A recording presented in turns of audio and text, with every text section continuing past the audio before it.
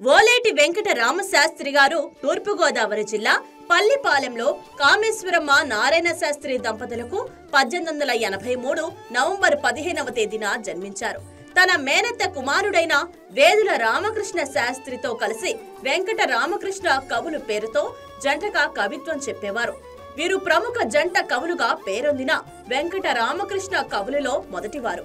ఈ జంట కవులు చర్ల నారాయణ శాస్త్రి వద్ద సాహిత్యము, రామడుగుల వీరేశ్వర శాస్త్రి వద్ద శబ్ద శాస్త్రము, విశ్వపతి శాస్త్రి వద్ద న్యాయశాస్త్రము నేర్చుకున్నారు.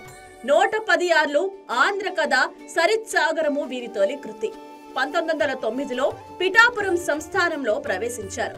వీరు ఆ సంస్థానంలో శతావధానము, శతవిధానము, శతప్రాసము, అష్టావధానము మొదలైన వాటిని నిర్వహించి పండితుల ప్రభువుల మెప్పు పొందారు. వీరు పిఠాపుర సంస్థానంలో ప్రవేశించిన వెనువెంటనే సుప్రసిద్ధులైన తిరుపతి వెంకట కవులతో వాగ్యుద్ధం తటస్థితించింది. రామకృష్ణ కవులు వయస్సున చిన్నవారైనా ఆ కవుల కృతులలోని దోషాలను బయటపెట్టి శతగ్ని అనే ఖండన గ్రంథాన్ని ప్రకటించారు. ఈ విధారంభంలో కవిత అనే మాసపత్రికను వీరు నెలకొల్పారు.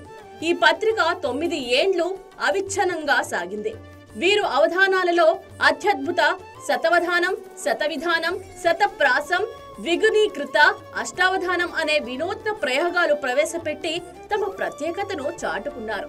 శతగ్ని, అట్టహాసము, ఇందిరాదేవి, సుభద్ర, శకుంతల దమయంతి, వ్యాసభ్యుదయము, దమయంతి కళ్యాణము, ఉత్తర రామచరిత్ర, మదాలస, భోజ చరిత్ర, కాత్యాయన చరిత్ర, పాణిగ్రహిత, కొండవీటి దండయాత్ర, అత్యద్భుత శతావధానము, పరాస్త పాశుపతము అనేవి వీరి ప్రముఖ రచనలు. ఇవి వేదుల రామకృష్ణ శాస్త్రి గారితో కలిసి జంటగా రచించినవి. వీరు 1939 డిసెంబర్ నెల 3వ తేదీన పరమపదించారు. ఈ సందర్భంగా వీరికి అక్షర నివాళులు సమర్పిస్తోంది మీ YK టీవీ ఎంటర్టైన్మెంట్స్.